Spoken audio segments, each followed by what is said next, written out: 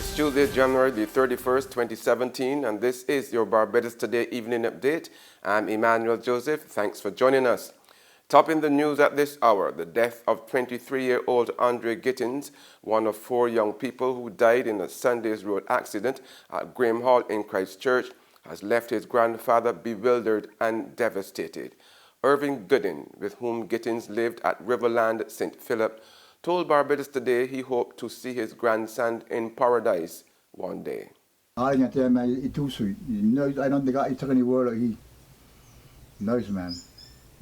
I miss him bad. How I did meet him at Barbados. Tell you what, why did I meet him? Too sweet man.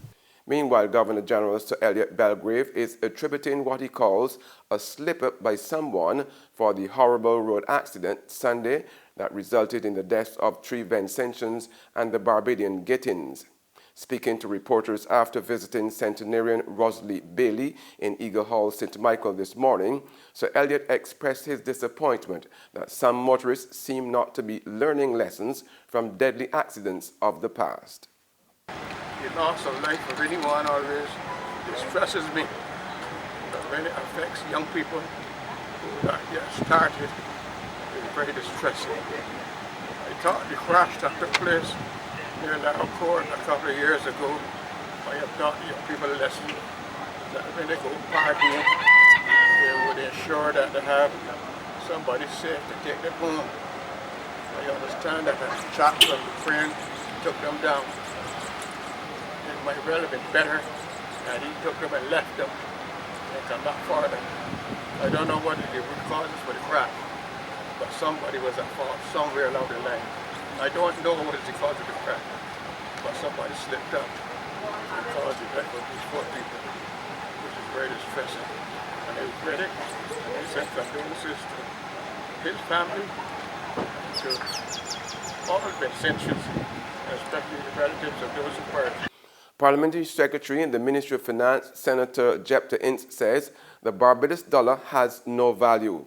On Sunday night, Ince told supporters of the ruling Democratic Labour Party at Princess Margaret Secondary School that there was no need to fear the propaganda of the opposition of any devaluation because one could not devalue something that has no value. But I cannot travel with no Barbados dollars and go to the United States and say that I'm buying a burger. From there, the fellow go on and have a mad money. You just say, where do you get this money from? You crazy, you call the police. And then some people are glad to see that thing in New York with a pair of handcuffs.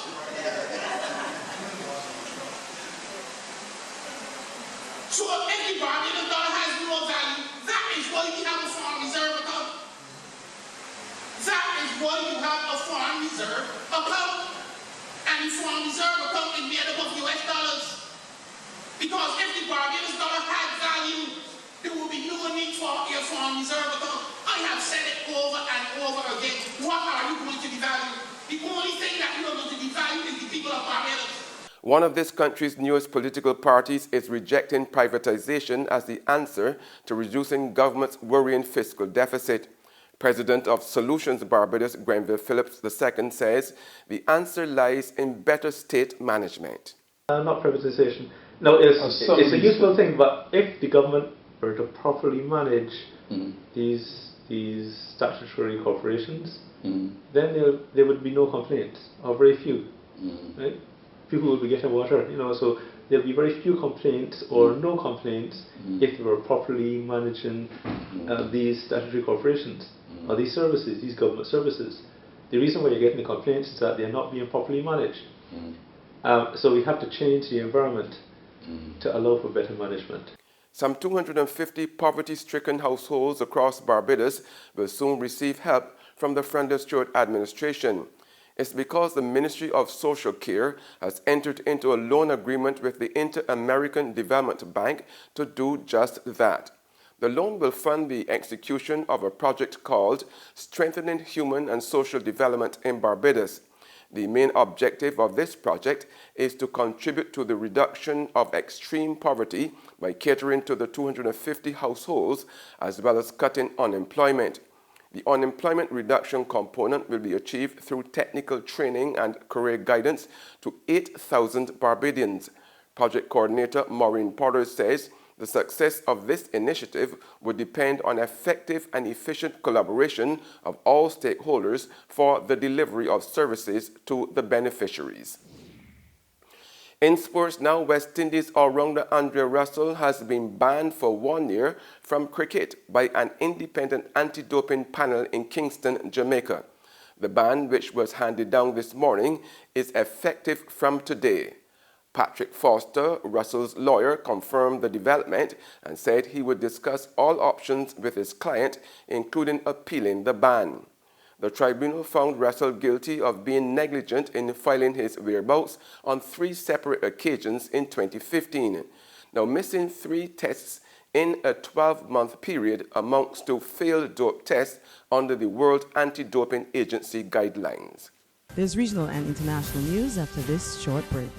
Read all about it, read all about it. Get your paper. Only $2.25. Let's get your paper. You again with that stale news from yesterday.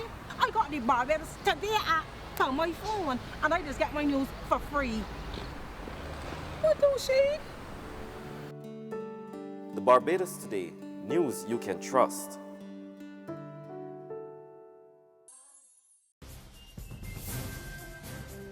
In regional news now, the St. Lucia-based Caribbean Association of Banks today urged CARICOM countries that have not enacted the Foreign Account Tax Compliance Act or FACTA intergovernmental agreements or IGAS with the United States to do so urgently.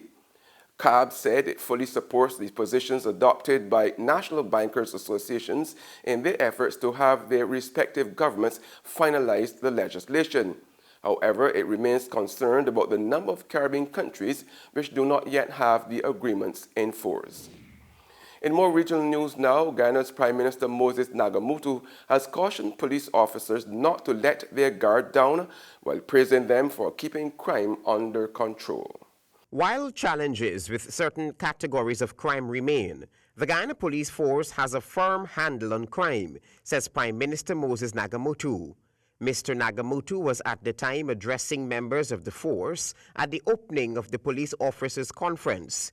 He commended the force for moving away from the past lawlessness and excesses. Since the assumption to office of our government, we can proudly proclaim that Guyana has no death squads, no extrajudicial killings, no electronic support architecture for the criminal enterprise, and no agreement with the narco syndicate to be an auxiliary of the national security apparatus. Back in the early 2000s, Guyana witnessed the emergence of drug cartels and phantom squads.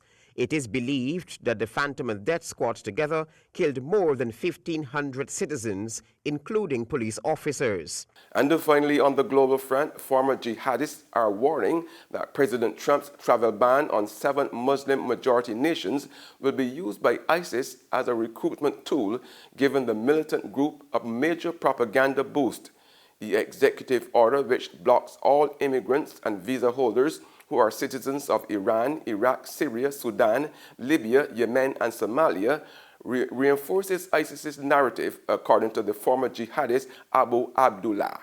One thing you need to know about President Trump's executive order on refugees is that it could have a very real impact on the war against ISIS. Iraq is one of the 7 countries covered by the temporary travel ban, but it also happens to be a key ally of the United States. More than 5,000 U.S. military personnel are in the country, backing Iraqi forces as they battle to liberate Mosul from the terrorists. Now, some Iraqi parliamentarians are discussing imposing a reciprocal travel ban on U.S. citizens, and hardline Shia cleric Muqtada Sadr is demanding the expulsion of U.S. troops from the country. At the same time, President Trump's comments that the U.S. should have kept Iraqi oil, or may have the chance to do so in the future, have enraged Iraqis. These comments, plus the travel ban, have introduced an element of distrust and resentment into the delicate relationship between the United States and Iraq, just when the battle to drive ISIS out of Mosul has reached a critical phase. And that's news and the sports, but for the very latest, visit our website at www.barbadostoday.bb. Now, you can also subscribe to our e-paper, email updates, and like us on Facebook. We are also on Izumi Media in bus terminals, or screenplay at supermarkets and gas stations near you, as well as channel 99 on Flow TV and Mix 96.9 FM. I'm Emmanuel Joseph. Have a fantastic evening.